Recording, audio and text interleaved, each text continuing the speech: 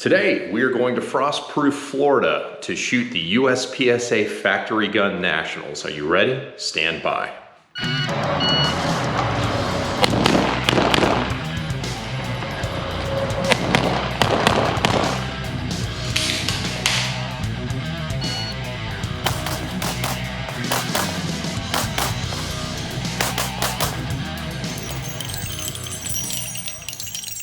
Welcome back to the Humble Marksman channel. I'm David and I will be your guide in pursuit of practical pistol proficiency. So every year USPSA and IDPA will hold their national competitions. This video is going to be about that since it's something I've always wanted to do. This is the first year that I'm actually doing it and I'm going to bring you guys along with me for the ride. Now, Nationals. Going to the range with Red's Dot to play some horse last shoot before Nationals.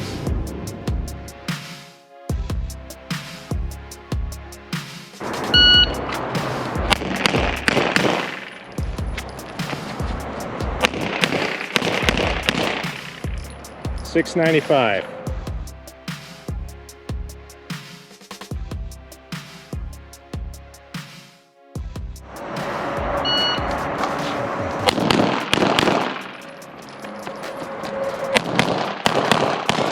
All right, Red is going to show us his crazy splits.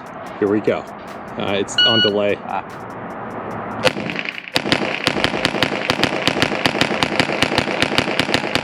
All right, walking through Love Field here, getting ready to fly to Orlando. For those of you who've never flown with firearms before, it's not that big a deal. You just go to the baggage check, you declare that you have a firearm. In this particular airport, they're really cool, and you just have to show them that you have a locked case, and then they send you on your way with a card in your bag declaring you on the firearms that you've declared. So Atlanta's different. ATL, they go and they swab your bag for explosive residues, which is dumb considering you just declared you had a firearm, and that's how they operate, is with explosives. So whatever. But Dallas Love Field is cool. Hopefully MCO is going to be just as cool on the way back.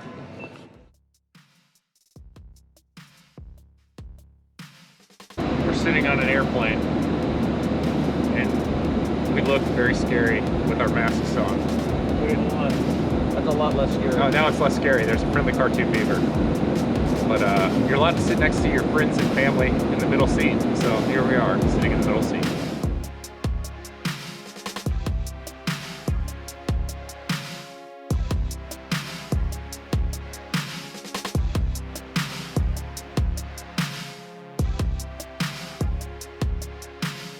So Frank, tell me about your first Cracker Barrel experience. It was amazing. Let me tell you this. Steak is awesome. Everything is awesome. It's amazing. For those that don't know, Frank is from the northwestern corridor of, I guess Utah. He's from Utah. He's not from America originally. He just ate his first Cracker Barrel. Cultural experiences. Welcome to America, Frank. Yeah!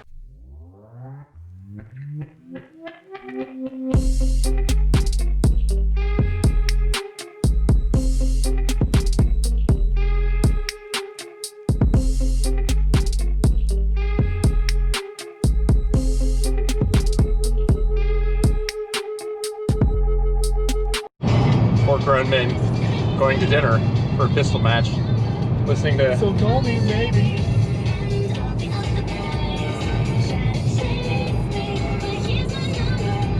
So call me, baby. Half crescent shape, hold the charge so it's way the hell back. Oh, we thought it was like 30 or 35 yards away. Okay, yeah. Wait, the last thing? Making myself some breakfast tacos and 9mm on the kitchen counter.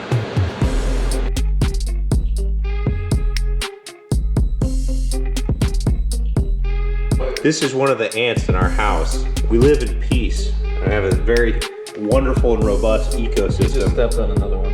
Except for that one I stepped on. Yeah, that one was a jerk. He had it coming. But this guy, we're getting along good. But we have a Walmart, and what's this? You're dying. You're going down. We're the top of the food chain for a reason, ant. In your face.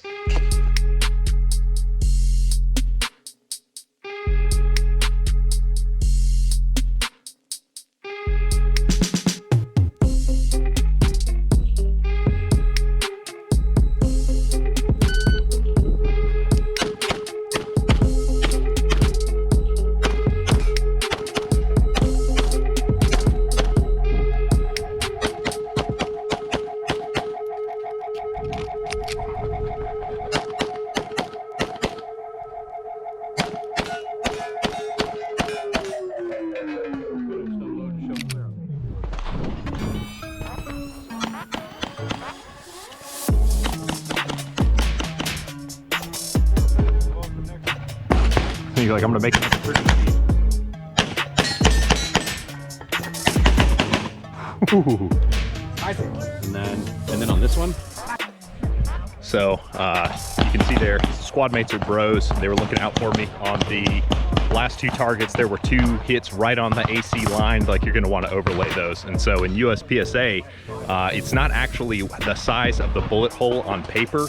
It's the nominal size of the projectile on the target. So they have overlays they put over the holes. And if the outer ring of the overlay touches the line, then you get the higher scoring zone.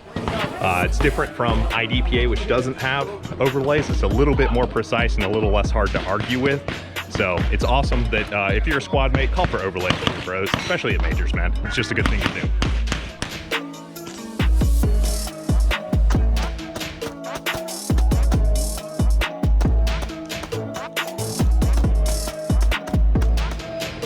Tyler shared with me his trick to being fast. You have to grow your hair long, and that way you always look fast, even if you're not going fast. Like, you stand still and the wind blows and you're just like, looking fast. So if you want to be fast, just grow your hair long like Tyler. True story.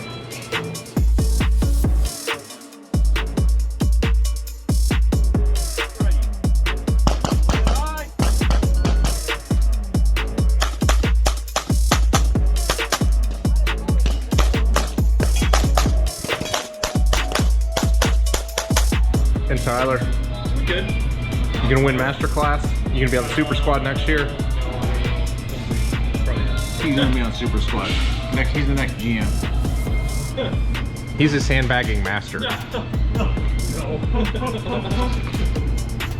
But meanwhile, Cash is the best looking man in practical shooting. He's taken, ladies, I'm sorry.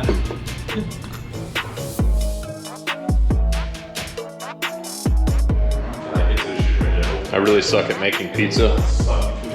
Gonna have to clean up the oven, the Airbnb. And I'm really hungry. So the morning of day 2, they break the range into 3 zones. So we started shooting zone 2 yesterday. We're cycling up to zone 3 today. So we shot stages 8 through 15 yesterday. Today we're on deck for 16 through 22 or 23, whatever it is. Yesterday went okay.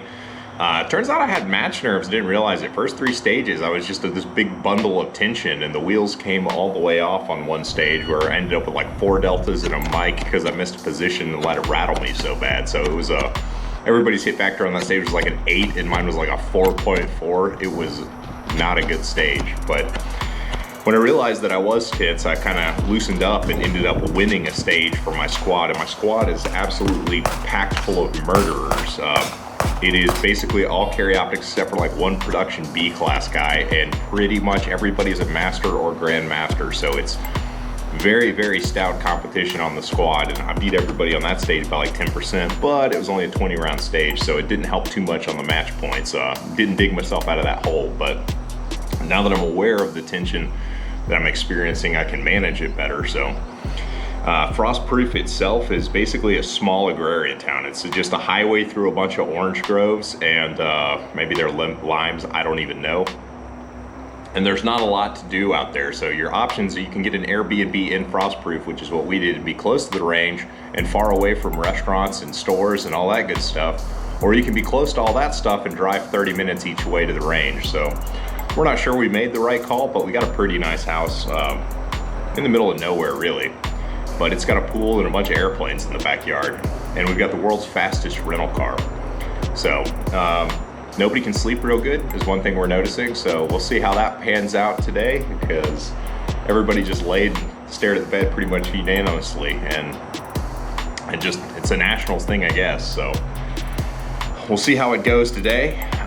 Make some good life choices and see if we can't make it happen. A lot of fun, squad's good. Keep the log accepted right now. I'm not the only one in the house making these kind of videos.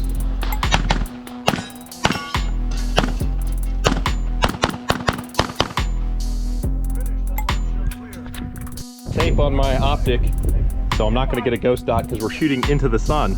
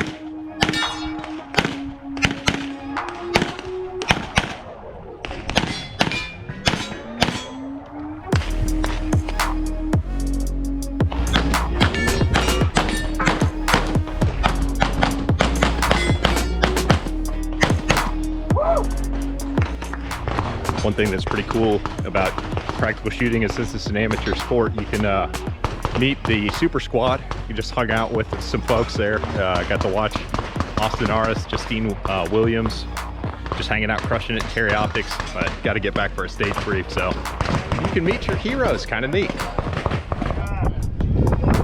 Burn it down, Max. Hit factor 8.18. You're like, I'm gonna make it up for trigger speed. Ooh.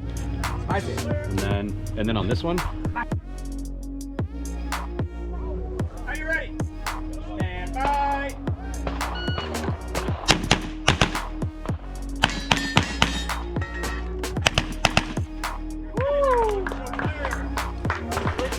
You like one of your French girls. That's right.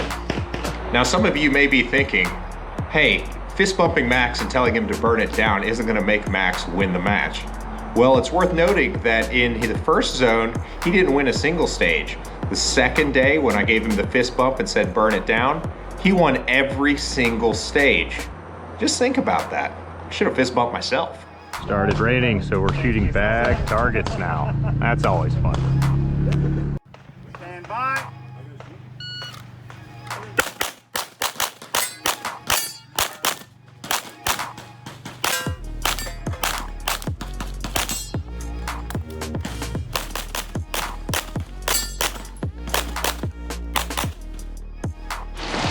I don't know if you can see this coming down, but it's raining pretty good.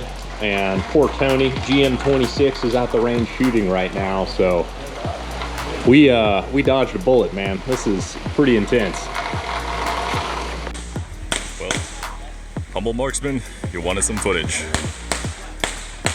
PM Squad D2. Love that range.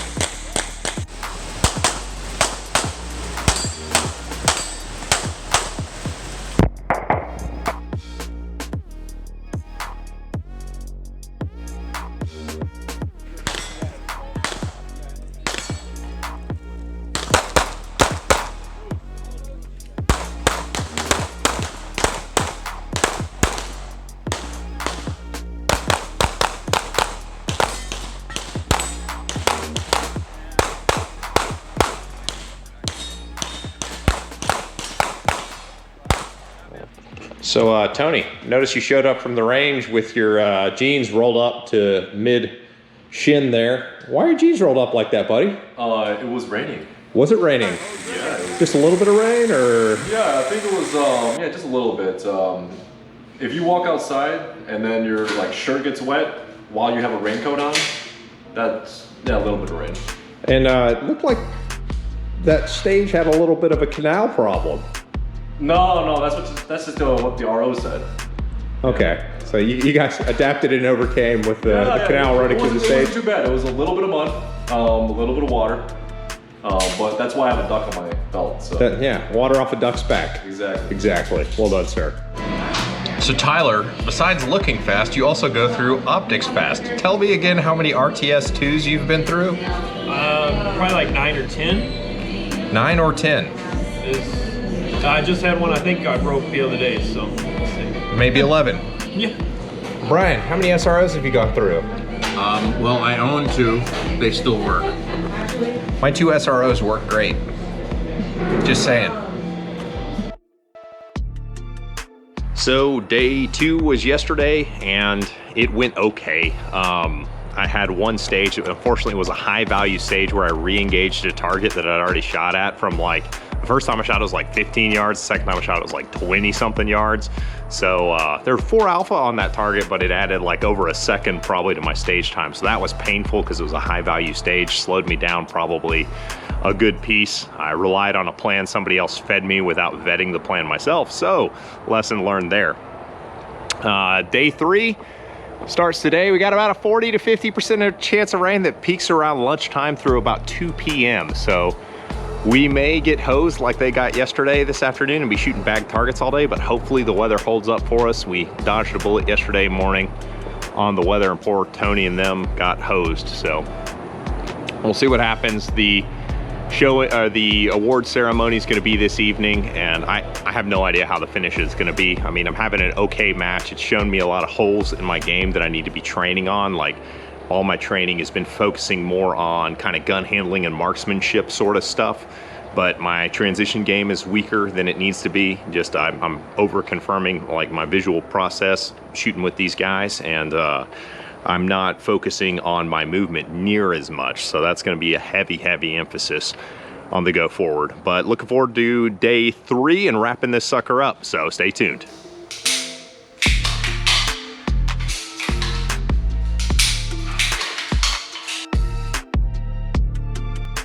It's raining again, so Ben gets to wear a shower cap.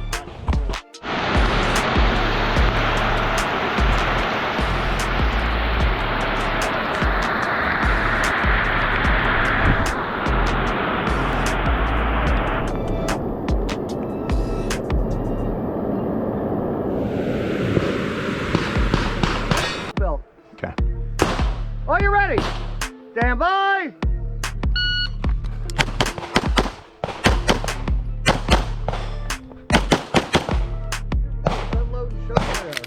If clear, how many? Are you ready? Hey, bud.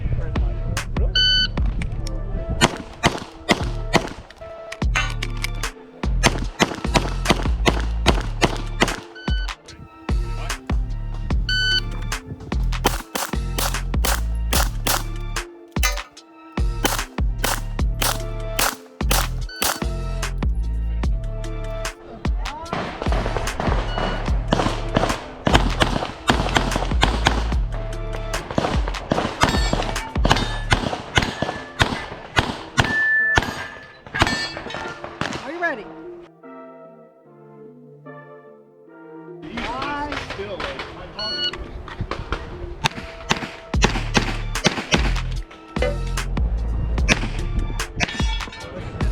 All that reloading dry fire at the house paid off. Did a bonus reload on the stage. Choice.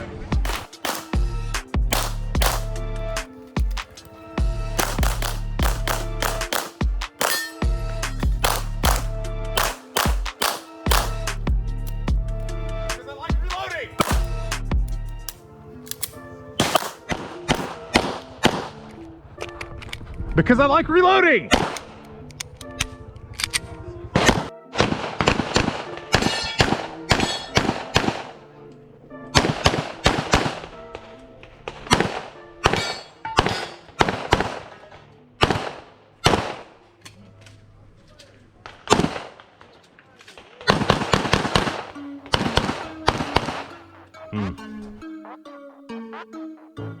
Shooting, but make no mistake,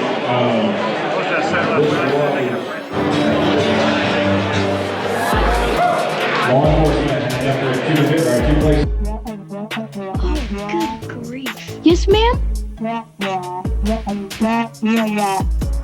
Well, the Nationals is in the books. Ultimately, I finished 60th overall in carry optics in a field of 203 who completed the match at 77% of Max Michel. Max Michel won the thing again, besting his next best competitor by 5.5%, so he's clearly just on a different wavelength from the rest of the field.